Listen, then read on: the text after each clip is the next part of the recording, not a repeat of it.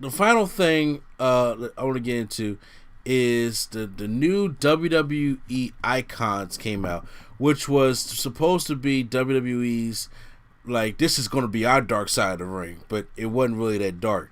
However, it was a good documentary because the first episode focused on YOKUZUNA. I have never heard the truth, like the story behind YOKUZUNA. When he passed away, I was just like, damn, YOKUZUNA passed away. It's kind of almost like an afterthought because I wasn't watching WWE when YOKUZUNA was high. I had to go back and watch YOKUZUNA stuff because I was a WCW guy. And when he passed away, I was just like, oh man. And then he went to the Hall of Fame in 2012, and they kind of like pushed that under the rug a little bit. I was like, YOKUZUNA was a big deal, a little bit. But I guess because they didn't have Hogan come out there and give him the award. Oh no, I'm getting to the Hogan shit in a minute. But so me and Prime watched documentaries. So I figured we go give our review of it. So real quick, your overall thoughts before we get into detail about the documentary. How'd you like it, Prime? I thought it was just good in detail. I'm glad they put some of that indie footage in there. But like you said, you had to go back and watch YOKUZUNA. That indie footage was rough. It was rough, but I was like, dang, Kane Undertaker did an indie show? What? Yes. Okay. No. Well, that was his memorial show. Because first of all, remember, I ain't know anything about BSK until I was like well adult. You know what I'm saying? So. Mm-hmm. But go ahead. No, I'm just saying. Is it a podcast? It's like more like a video thing on YouTube, but it's this podcast or video podcast, whatever, called OSW. And I watched the episodes, and they talk about YOKUZUNA a lot. Like, they didn't make me, quote unquote, like YOKUZUNA, but like they made me like respect him in the ring and his gimmick and stuff like that of what he was doing. So that's how I kind of got more knowledge of YOKUZUNA, and then of course this, that one indie show, of course, that one indie show. I forgot. Man, I don't even remember if they talked about that one show in here now, but that one indie show he did with Jake the Snake Roberts, and then of course this documentary opened up more things. So I just wanted to say, like, I had a different experience from YOKUZUNA than you did, and the more you learn different things from different ways, basically. Say what? You learn different things from different ways, basically. Oh yeah, but no. So I thought the documentary was great because I there's one person I really wanted to learn more about. Like I said, once I started watching more WWE, I went back and watched YOKUZUNA stuff. And when I was growing up, you know what I'm saying? Because like I said, I would turn to it. I always say every time I turn to WWE, if I see Max Moon, I said, no, this ain't for me. But but then when I was still younger, learning about YOKUZUNA, like when I started really watching WWE, which was in 1990, the end of 98, 99, 2000, definitely, and on. So when I found out more about YOKUZUNA, I was just like, at first, for a brief second, I'm not gonna lie to you, I did think he was Japanese. So did Vince. Vince probably still think he is. Oh, Vince know better. But but I did like hearing the story about him being part of, like, him and Rikishi doing that Wild Samoans type thing, because when he first came in there, and I was like, whoa, look how much in shape he looked like Umaga back in the day. Yeah, no, him just like Rikishi when he was in the Samoan squad, when they had to wear the jacket. You know what I'm talking about? You mean Bad Luck Fate? No, Rikishi when they had to wear the when they look like men on a mission. Oh yeah. He was very small compared to Rikishi that we know. Exactly, and like I said, on top of that, they also did they were called the head shrinkers at first, and then when they brought in YOKUZUNA, I was like, man, I ain't never seen Yoko this small or this agile. But the first person that came to my head when that happened, I was like, that's Umaga back in the day. And I was like, he moving like Umaga. So I was like, so it was like Umaga when he came back out in 2006. I was like, well, that's like YOKUZUNA from 1990. Mm-hmm. Yep. Right there. So obviously, when that gimmick didn't work, he came and then they added him with Mr. Fuji, and they said we're gonna turn him into a sumo, and then he breaks the sumo gimmick, and then at first they didn't have no problem with the sumo gimmick and stuff, so that was a cool. And he came in there, and then he was just so agile, and then, like I said, if y'all look at Yokozuna from like 1992, 93, a little bit 94, that man is a great big man. Great. Yeah. He's a really one of a kind. They talked about how much of a nice guy he was, and how it wasn't, because you hear about guys being nice guys all the time, but when they kept talking about Rodney and they were saying that, yo man, he gave the shirt off his back, Rikishi had gave him a blank check when he didn't have no heat in the house, and especially this is after his WWE Championship days came, which I'll get to in a minute. But he was a nice guy. First of all, I love that Yoko listens to gangster rap. I told you them Usos were urban youths. Well, yeah, Yoko looks like Yoko with the beard, with the long hair, looks like an urban youth. All right. Yeah. And how he be in the back, and he was like, "Hey man, what you write out? You write out our match?" He's like, "No, I write down my rhymes." Yo, urban youths always wanted to rap back in the day. I'm telling you, and Rikishi was like, "Yo, we listen to that old West Side, that NWA and Snoop Dogg." And first of all, Gin and Juice hit my head. I'm telling you, yo man, everybody loves Snoop Dogg. Of course. But it didn't shock me, but for some reason it did. Because you know his, because you see his nephews and all them, Roman, Jay, Jimmy, are straight urban youths. You surprised? Rikishi came out at one point to, "I'm a bad man." Yo, yeah. Rikishi came out there with the whole fat farm get up on. Yeah. He definitely did. And you're surprised? It's like I really wasn't, but then for some reason, because Yokozuna look like the kind of guy who was like, y'all got that, I'm in something else. You know what? So I for some reason I don't even know why I said that, because it seems like every Samoan, and I'm not trying to typecast here, but they be into that hard shit. Like, remember when we seen, was it Samoa Joe and Leo Rush on this hip hop stage dancing at one point? Oh, that was the Wale Mania. Yeah. Wale Mania, yeah. And I was just like, and then well, Samoa Joe was down with the beat down playing. Samoa Joe. Yeah. Yo, because Q-Flow be like, yo, don't fuck with Joe, because Joe know the culture, and I'm just like, what are you talking? Because I'm not a rapper, I'm not a somebody who do the freestyle stuff like that. He said, no, he know the culture. He out here. I was like, all right. You know what I'm saying? So yeah, these Samoan guys be with it. That's all I'm saying. So They definitely talked about that. They talked about when he gave him his big push, and how he won the 1993 Royal Rumble by the dumbest. Well, okay. It was dumb on hindsight, but if you're going by momentum, maybe the Macho Man was like, every time I hit the elbow, I go for a pinfall, and I just forgot. I got caught up in the moment. I forgot it was the Rumble. And he got tossed out by Yokozuna. That's right. Because at first I was like, that's just dumb. Okay, there's no pinfalls in the Royal Rumble, but I'm like, if you actually get a chance to hit the flying elbow, which you rarely would get a chance to do in the Royal Rumble in the first place, when you go for a cover too? I mean, if I know that it's a Rumble, but hey, have it. I guess you got to have it. Well, he pushed Macho Man off, and then Yoko gets the win here. So then that's when they decide to put the championship on Yokozuna at Vegas in their first ever outdoor WrestleMania, WrestleMania 9.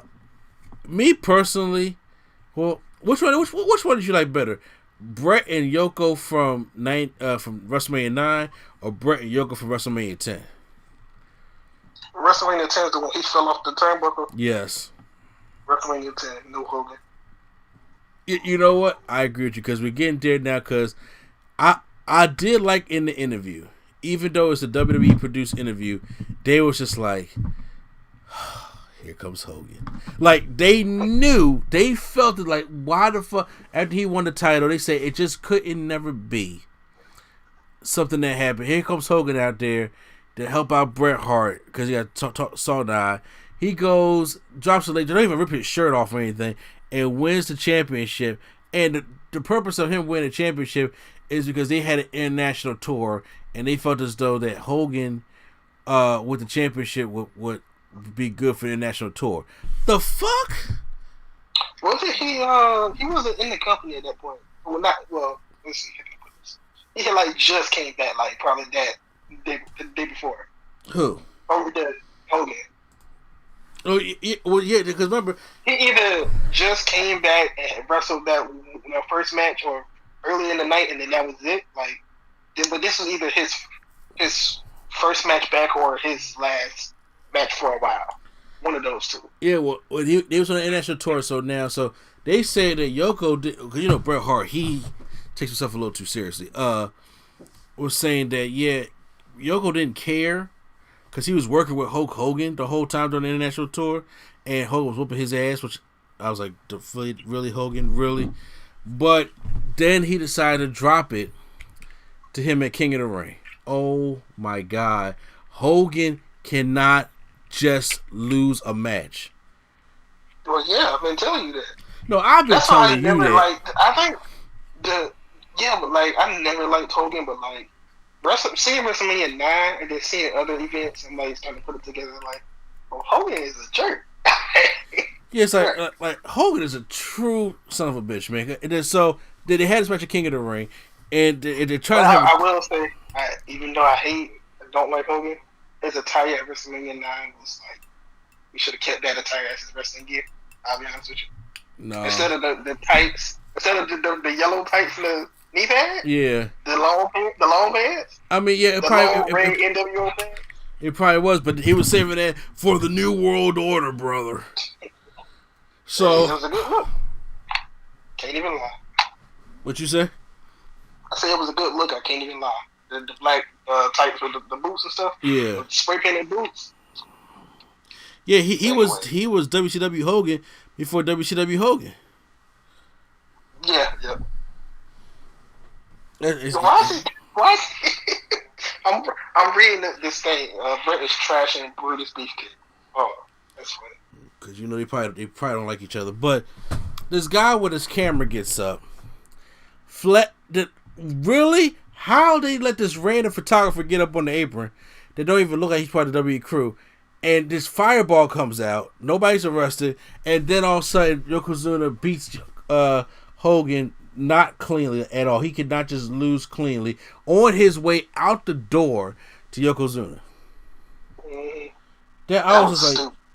That definitely was stupid. The camera thing was definitely stupid. That was stupid, and he didn't want to put over Bret Hart in that next generation. And I was just like, that's just fucking dumb.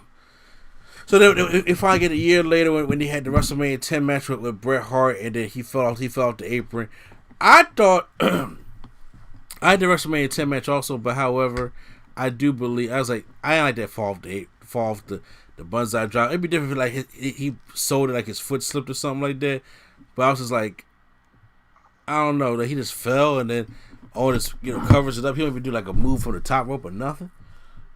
Well, I mean, Yokozuna, if you fall from that range when you're not trying to, you might be down for a little bit too. Bro, I seen Rosie get his fall down off the top rope and do a backflip. Okay, but if fall on his ass, he tried to, right? Who tried to?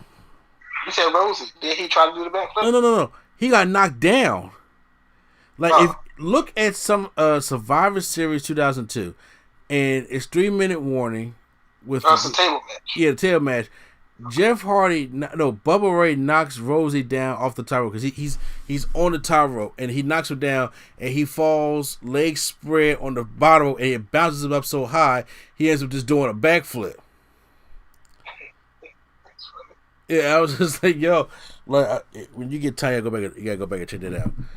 So they said that after his championship loss, he started to gain weight, and they put him in a tag team with Owen Hart because he wasn't able to. That was his gimmick, though. See what? That was his gimmick, like the whole time, though. What, gaining weight? Yes. I'm telling you, that was every time he was on there, he was eating. It was like he can eat for a family of 6. He's always eating rice. Because when he had that the body slam competition with Lex Luger, that was his gimmick of, I've been eating so much nobody can slam me because I'm so big and I get big every week. Oh yeah, but then it was starting to become a problem, and they put him in a tag team with Owen Hart because he was a little bit slower. So I did like the Owen Hart YOKUZUNA tag team in '94. Yeah. Also, that podcast I was telling you about, they make jokes and say how like Yoko was wrestling at this time from his back. He wasn't like getting pinned. He was just like wrestling. Like, how long can I rest? Yeah. Take a knee and just stay on one knee while they punch me. Just push him off. Something like that. Yeah, I know you're talking about. One thing I didn't. I was like, why did they get into it? Was remember when they talked about him having to, they had to get a forklift to come and get it from the ring. I was like, why did they not talk about the Vader breaking his leg? That probably was a bad memory. That's just like, yeah, no. Because I'm not reliving through that. For people who don't know, Yokozuna had a match with Vader. It was in 1996, and Yoko was just huge at this point. And this was he was huge and had a beard. And Vader put Yokozuna's leg, bouncing right there across the bottom rope. And Vader, you know how big Vader is, does a Vader splash right on Yokozuna's leg, and you hear the bone snap. Broke his leg for sure. Yeah, and then you hear Yoko just screaming in pain. So he couldn't fit on no gurney. They had to get a forklift to wheel, to carry him out the ring. And I was just like, if there's no context behind why they're doing that, that's not gonna be good. So that's what happened there. And I was like, I wanted them to get a little bit more into that and the Vader thing and him getting the labor. That was a big thing. And they released him the next year. And then, like I said, they tried to get him to go to these different weight loss programs, and he would go in there, and then he would like sneak out. And I don't know if he sneaky. He just walked out and gave him some chicken. I think he kind of did the same thing similar to Paul Bearer.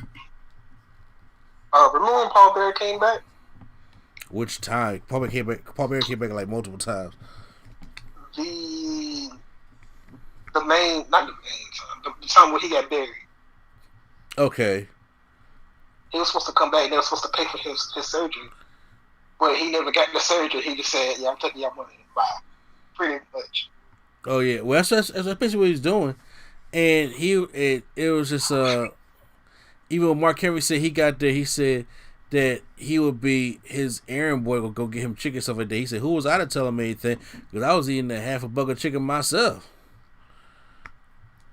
So yeah, so you wasn't gonna tell Yoko that he couldn't eat. Of course, they talked about his relationship with Undertaker and BSK, and Undertaker, said they just like Undertaker. You could tell he just like genuinely feels for his BSK people.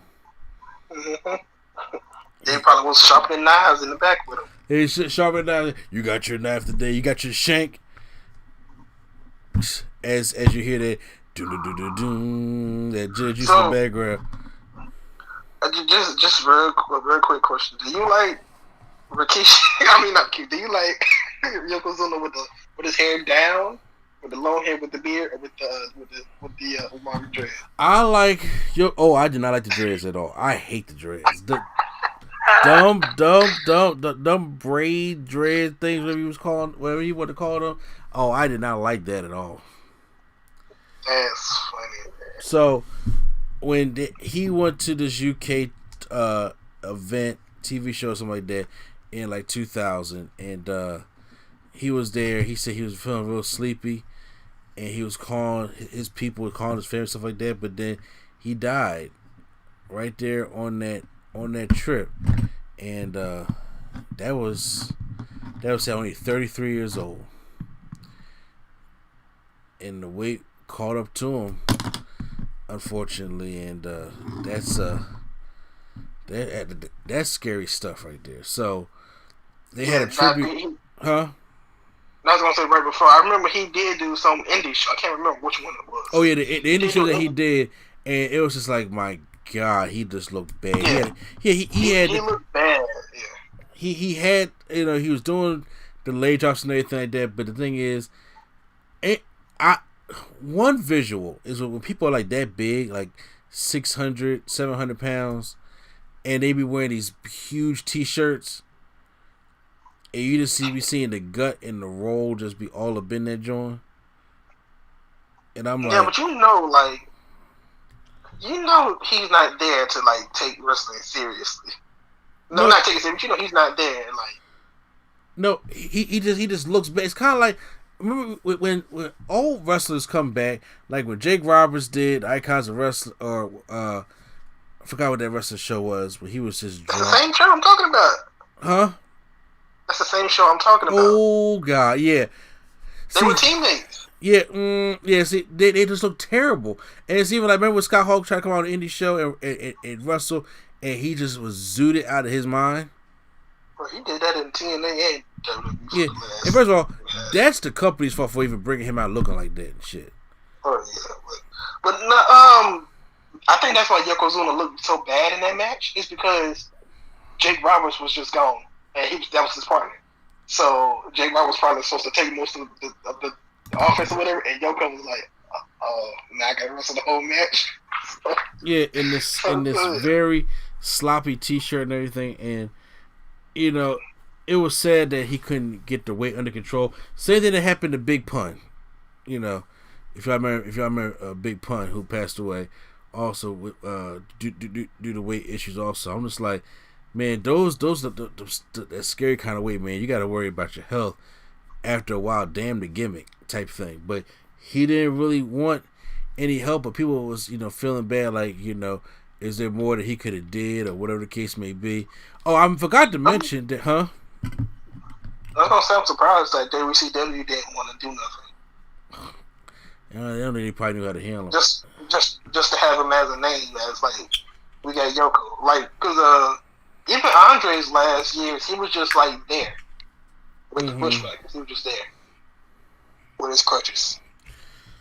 And then I forgot to mention earlier about the Undertaker saying that, look, when he used to see him wrestle earlier, he told Vince, he's like, please let me work with this guy, because that's how they gained the friendship, and the BSK thing happened because he wanted to work with YOKUZUNA because he was so agile, and he wanted to work with a big guy that, opposed to working with people like Giant Gonzalez.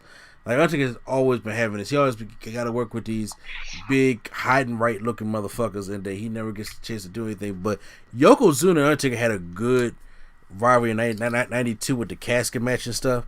I used to love the casket matches between Undertaker and YOKUZUNA, Undertaker and Kamala.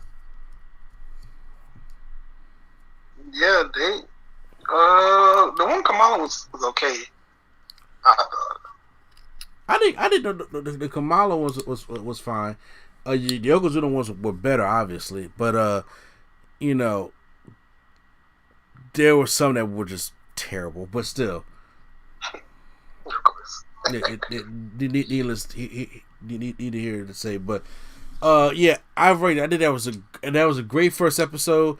I don't know who the next one is and when it's coming out, but Yoko was the one I was excited to see. I really want to see Lex Luger, and I want to see how deep are they going to get into Lex Luger. What's the actual name of the actual show called? Icons. Just Icons? Yeah, Dirty Icons. Okay, let me see if they got the full list. Because it's Yoko, then we get Beth, we get Lex Luger, we get RVD. Oh, RVD. Oh, I knew it was getting RVD. Yes, we get RVD. But I really want to hear the story about Luger. I really want to hear the story about Luger. Two drug heavy episodes. Yeah. Because I want to know if they're you think they're gonna talk about him allegedly, quote unquote, maybe, Miss or Elizabeth? maybe not killing somebody? Yeah. Yeah, that's what I'm talking. That's what I want to know, if they're going to dig deep into that. What documentary was that did it though? Was that the Dark Side of the? Oh yes, it was. Yeah, Dark Side of the Ring. Dark Side of the Ring, where they talked about like him actually like. You see her at WCW, she just zooted.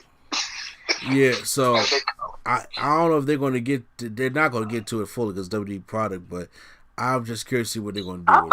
I don't think they'll do it. I don't think they will do it fully, but I think they'll be like him and the bad things happen. I don't know if they'll actually say like he was with Elizabeth and this and that, but I think they'll probably say like some bad stuff happened. Well, I'm giving this first episode a A. How about you? Yeah, I'm giving it an A too. Yeah, so make sure you guys go to WWE Network and check it out as well, because it was a really good documentary.